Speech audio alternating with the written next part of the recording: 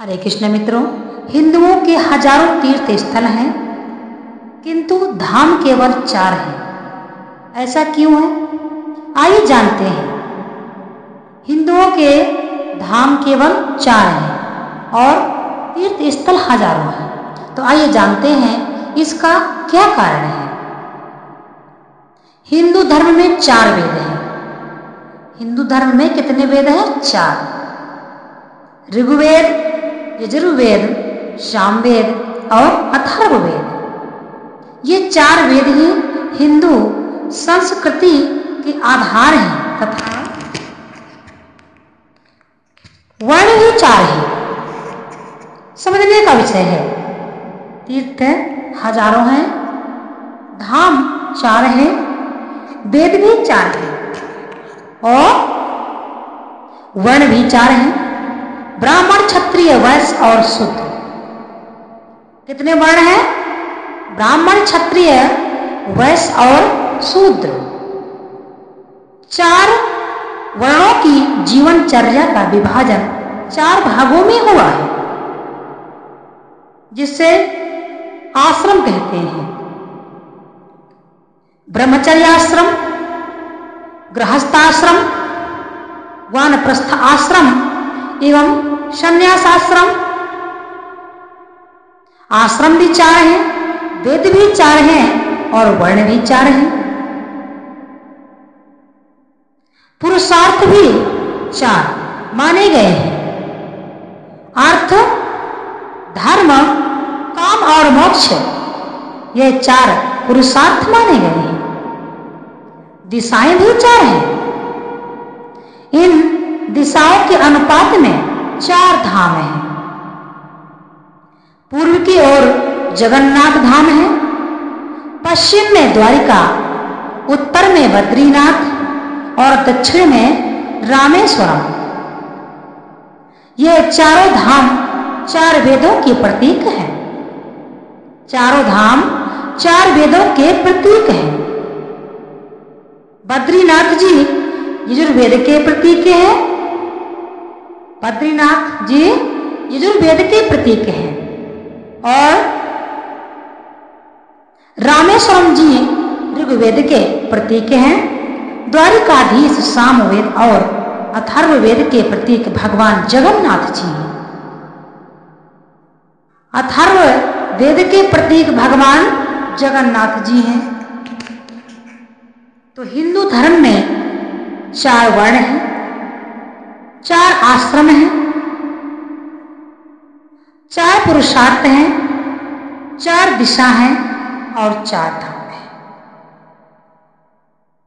इन चारों धामों को अवश्य करना चाहिए। आपने सुना होगा कि हमारे जो पूर्वज हुआ करते थे, वह जब बूढ़े हो जाते थे तो वो चारों धाम की यात्रा जरूर करते थे। पहले इतना साधन नहीं था, वाहन नहीं चलते थे, तब भी वो पैदल जाते थे। कोई लौट के आता था और कोई लौट के नहीं भी आ पाता था। जाने की तो गारंटी थी, परंतु लौट के आने की कोई गारंटी नहीं थी। जंगल पड़ते थे, बहुत ही भयानक जीव जंतु, पशु पक्षी और जंगलों में चोर बदमाश डाकू सब हुआ करते थे। तो जाने की तो गारंटी हुआ करती थी, परंतु आने की गारंटी नहीं होती थी और पता भी नहीं लगता था।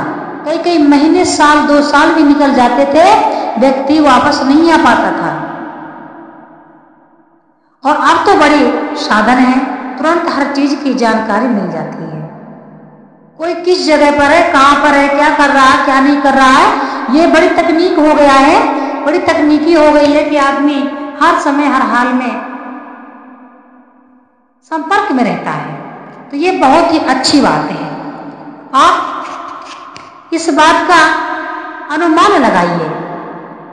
यदि आज के समय में ऐसा होता, पहले के समय में लड़कियों का विवाह और लड़कों का विवाह ज्यादा दूर नहीं होता था, रिश्तेदारी भी पास पास हुआ करती थी, क्योंकि पैदल आना जाना होता था।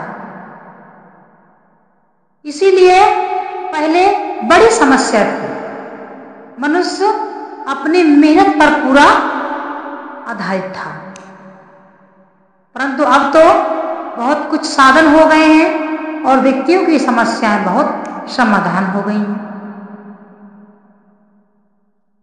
और जो 4 धाम हैं, तो पहले तो व्यक्ति जब लड़कों की शादी हो जाए, लड़कियों की शादी हो जाए, पूरा भार उनका लड़कों पर आ जाए, तब जब बूढ़े हो जाते थे तो निकलते थे, क्योंकि एक बार 4 धाम जरूर करते थे अपने पितरों के लिए, और अपने लिए तो होते ही।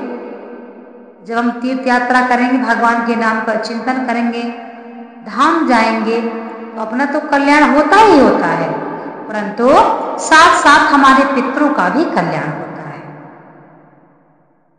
तो दोस्तों, लौट के आने की गारंटी नहीं थी, परंतु जाते जरूर थे। और अब क्या है? अब साधन है, सरल है आना जाना। अब कोई श्रद्धा नहीं रखता ज्यादा, अभी फिर भी बहुत है अभी जो अपने पितरों के कल्याण के लिए करते हैं, परंतु सभी नहीं, कुछ परसेंट ही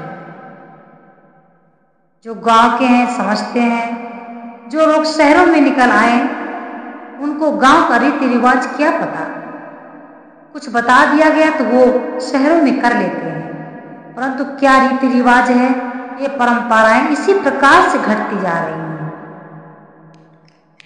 जब कोई बच्चा शादी विवाह हो गया और वो एक प्रदेश में निकल गया, तो यदि उसे कोई बताने वाला है कि आज हमारे ये होता है, आज हमारे कुल देवी का पूजन होता है, आज पितरों का होता है, तब तो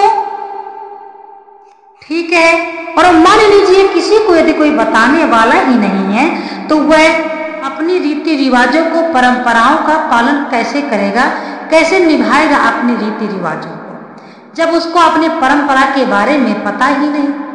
इसी प्रकार से धीरे धीरे परंपराएं खत्म होती चली जा रही हैं, क्योंकि लोग अज्ञान होते जा रहे हैं अपने परंपराओं से, अपने रीति रिवाजों से। जो भी हमारे पूर्वज होते हैं, मान लीजिए हमारे घर के बुजुर्ग हैं, वो हमको बताते हैं कि आज इस महीने में इस तिथि को हमारे कुल देवी की इस प्रकार से पूजा होती है, हम बताएंगे आगे चल के। तो इसी प्रकार से ये चलता रहा तो ठीक है। अब कोई शहर में निकल गया, उसको बताया भी गया, परंतु वह नहीं करेगा, और एक बार बताया गया, दोबारा तिथि भूल गया। तो इस प्रकार से परंपराओं में बहुत फर्क हो रहा है और परंपराएं खत्म होती जा रही हैं।